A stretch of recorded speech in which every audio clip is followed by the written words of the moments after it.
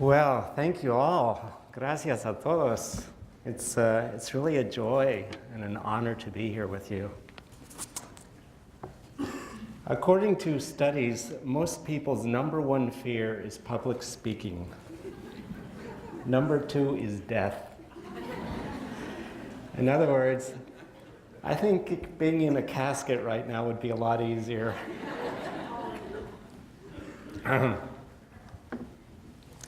And yet I'm also terribly thankful, incredibly thankful to be alive and to be here with all of you today. Because you and readers and educators like you have given me a purpose and meaning in life that I never imagined. So I'd like to tell you a little bit about myself. Hopefully none of you will run out of here screaming. Like some of you, or your parents or relatives, I'm originally an immigrant from Mexico. My family came here from Mexico City to Austin, actually, just up the road, when I was 5.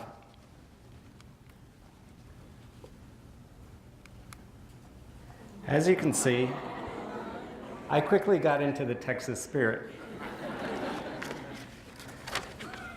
Sadly, this was also a time in the 1960s, and 1962 was when we got here, where there still remained a lot of prejudice and discrimination in the US, much more than there is today. The same Jim Crow segregation that most people typically associate with African American people also applied in many places to Mexican Americans. Separate bathrooms, drinking fountains, and schools. It was the first time in my life that I experienced prejudice. I remember as a boy, when I visited the Alamo, I wasn't sure which side to root for, the Mexicans or the Texans. Well, as you can see from my raccoon skin Davy Crockett cap, the Texans won out. I couldn't resist the hat. Ever since I was younger, I've had a thing for cool hats. And my mom sometimes said she never knew I was gay. Really?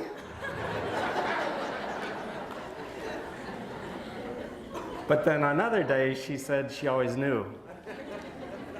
I guess those were the days when I asked her to play Barbie and Ken with me. But I'm getting off track here. When I arrived to Texas in 1962, desegregation had only recently taken place.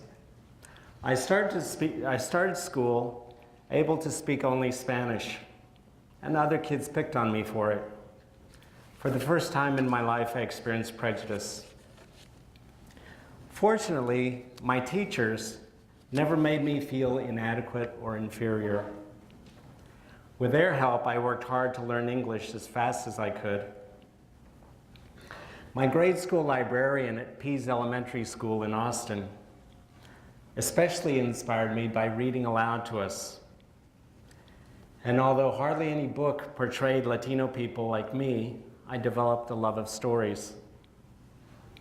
There was one book in particular that she read to us that I remembered oftentimes later on in life. Raise your hand. Does anyone here know the story of Ferdinand? If you don't, get it. For those who don't know, it tells about a Spanish bull that prefers smelling flowers to fighting in a bull ring. That gentle but strong bull made a fierce impression on me. It had a powerful message that it took me years to finally accept. Be true to who you are. As a little boy here in school in Texas, oftentimes the pressures to conform were too strong. In order to fit in and pass as white, I stopped speaking Spanish. I stopped telling people I was from Mexico. When my parents took me shopping or to a restaurant, I'd tell them, speak only English. Like most kids, I wanted to fit in. I wanted to belong. I wanted to be liked and accepted. And so I stopped being myself. I learned to lie about who I was. By the time I reached middle school, I'd buried a core part of myself deep inside me, my Mexican heritage. I stopped being myself. I was no longer different, or so I thought. I was 13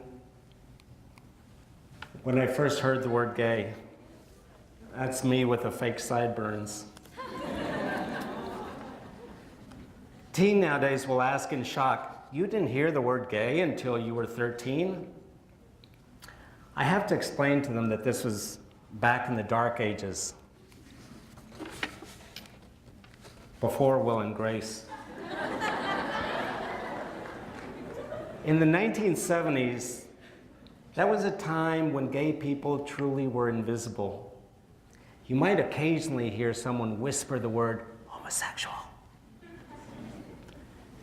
But there were no portrayals of gay people on TV. I knew of nobody who was gay.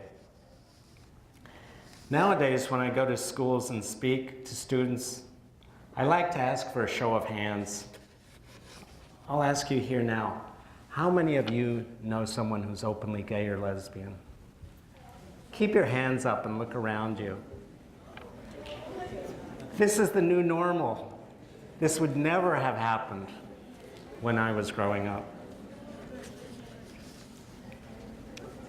When I was a boy, you wouldn't have had a single hand go up. And those of you who didn't raise your hands, well, now you know me. So next time you can raise your hands too.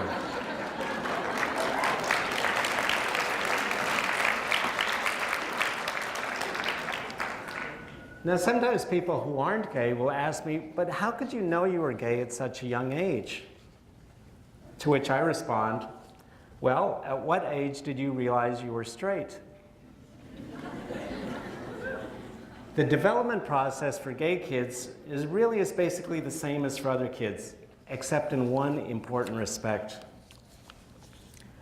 Growing up gay or lesbian also means growing up with homophobia. At 13 years old, I believed that being gay was the worst thing in the world a boy could be.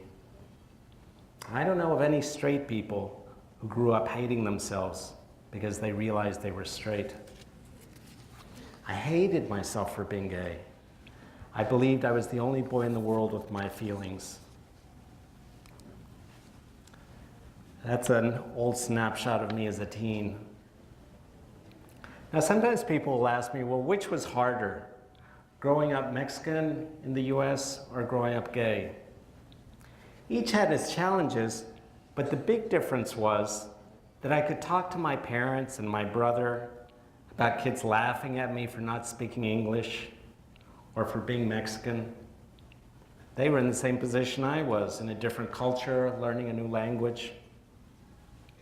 But how could I talk to my parents and brothers about the confused feelings I was having about my sexuality? I knew they weren't gay. Nor could I talk to my schoolmates about it. They made jokes about gay people, or worse, and teachers never talked about it. There was one boy at school who got labeled gay. Whether he was or not, I don't know. But consequently, he got beat up every day for it.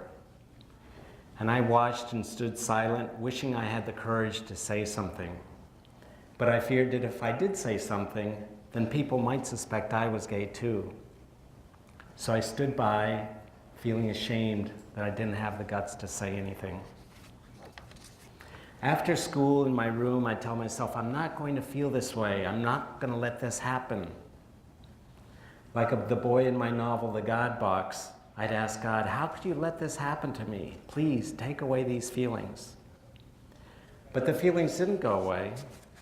So just as I learned to hide that I was Mexican, I learned to hide that I was gay. Now, one of the places that I escaped to was my school library.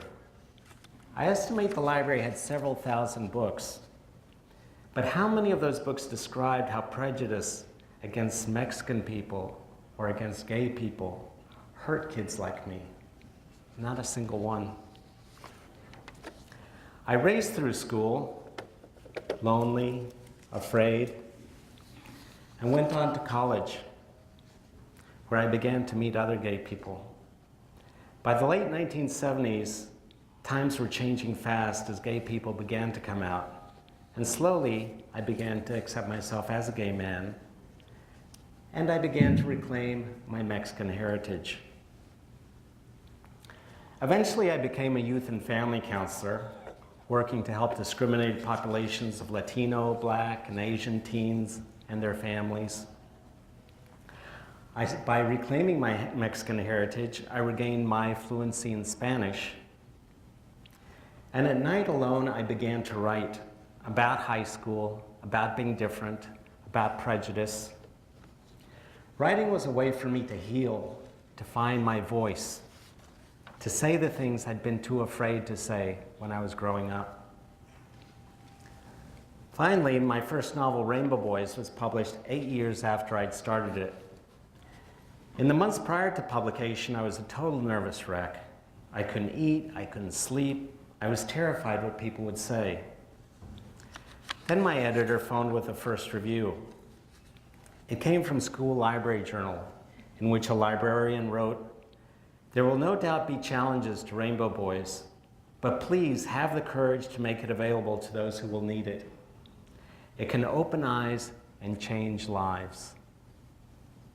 Wow, I thought, my book changed lives?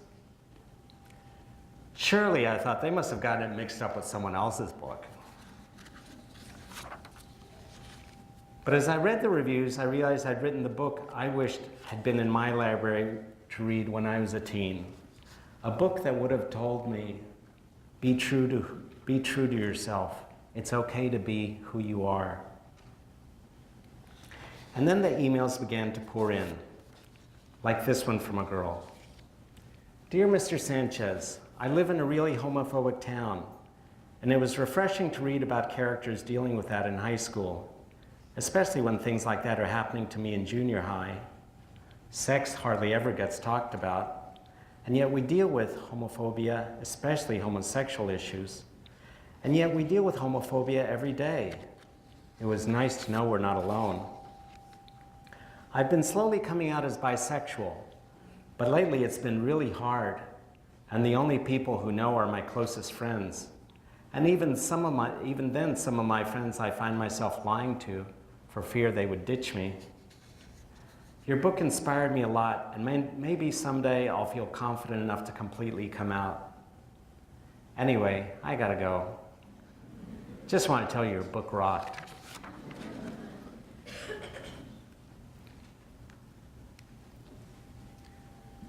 I'd never thought about that power that a book can have. The power to tell somebody, you're not alone. Another email from a boy. "Hi, Mr. Sanchez. As we know, most of young society today doesn't read. And if they do, they read the Twilight series. I was one of them. But during my freshman year, I was assigned to read a book and do a presentation. But being me, I hated reading, especially in English, since I'm bilingual. As I was doing my book selection, the cover of your book, Getting It, got my attention. At first I was like, whatever, I'm not gonna read it anyways. But then something called me to read the book. And as I read the first chapter, I was like, hey, the main character is Mexican, and he's like my age, and he's just like me. The book was so addicting that I couldn't stop reading. I just had to find out more and more of what was going to happen next. And ever since, I've read all your books and just started reading Bait. I now know the passion for reading. Why? Because of your books.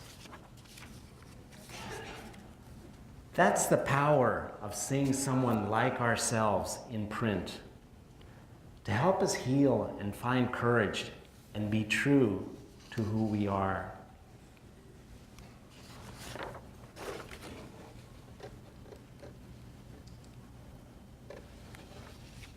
Here's another email. Bait is actually the reason for sending you this email. I'm 16 years old, and I've been cutting since I was 12. As soon as I finished the second chapter, where you first mentioned Diego cutting himself, I had to find some way to thank you. It made me realize that I'm not crazy, and what I'm feeling isn't just a feeling I alone have. Like when you wrote, Diego knew he shouldn't be doing it, but he couldn't stop. He didn't want to. With each cut, he felt a new thrill, a release of some pressure that had built up inside him. He was letting it out. That is real. That is what I have been feeling for the past few years. The detail, the truth, and the feeling behind that made me cry. Thank you a million times. You know, as I got these emails, thousands of them from young people, having taken the time to share their stories, I wondered, why are they writing me? What I've come to understand is that they write me not to say that I've written a wonderful piece of literature, but that in these books, they've discovered that they are a person worth being. That's really what these emails are saying. Here's another one.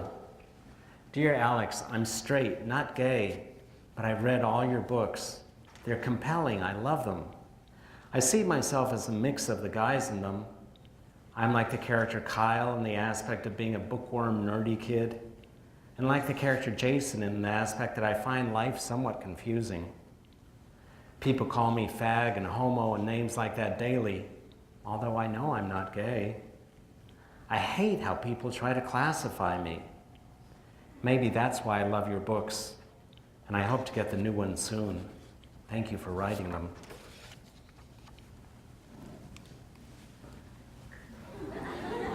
How many of you know Jane Goodall, the naturalist? Awesome. She teaches us something amazing. She says that in the life of a songbird, if the egg is taken from the nest and hatched by birds other than its own kind, so that it doesn't hear its song during the first month of its life, it will never be able to sing its own song. It will never find its true voice. But for humans, there's an amazing thing. Even if we never got our true song from our parents, and some of us didn't, we can still learn it. It's in there to be touched and brought into life. Because in the end, that song is who we are. It's our voice. Another email. Your book, Bait, was amazing. I cried a lot during this book, not only because the story itself was sad, but also how true all his revelations and his life were.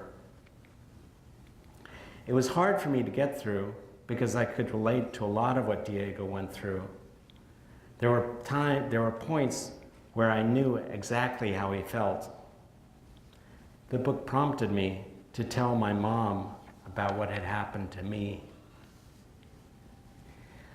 I felt like it was a big step, a huge step to tell someone. Your book has helped change my life and has gotten me to begin facing my problems. Your book will always have a special place in my heart. This girl has found her song. This award that we're celebrating today, the Tomas Rivera Award, is not just for Bait or for me. It's for all of us to celebrate the power that books can have to inspire, empower, and change lives. Because of the things I write, some schools and libraries won't carry my books. They're too afraid. Just as when I was growing up, my school didn't carry any books about Mexican Americans. They were too afraid. And their fears, these sorts of fears, have good reason. because people know the power books can have to change lives. Another email. Dear Mr. Sanchez, I'm a teenage girl who thought it was a great sin against God to be gay. I openly spoke out against anyone who was gay until my English teacher made my class do an assignment on a book that would change my life. I accidentally picked your name out of a hat. When I found out your book was about gay teens, I didn't want anything to do with it. I told my teacher I would take an F rather than read a book about gay people. However, I forced myself to read it, and I found myself unable to put the book down. During class, my teachers would have to take the book from my hands so I could focus. When I was done with the book, I had a whole new outlook on anyone who is gay. I felt ashamed because I was trying to help kids not accept who they are. I felt ashamed. Soon after that, I joined the Gay Straight Alliance. Within 2 months, your book became the peace saver at my school. It was no longer in the library. Kids were on the waiting list for it. It joined kids who were gay and who weren't together. So I would like to thank you so much for writing your books. Thank you for giving me a whole new pair of eyes. Through the Tomas Rivera Award, you're giving young people the same opportunity to see the world through a whole new pair of eyes. I'm humbled that you've made BAIT your selection this year. And on behalf of all the lives you will help touch, as a result of the recognition that comes from such an award, I thank you. You too are helping to change lives. Thank you.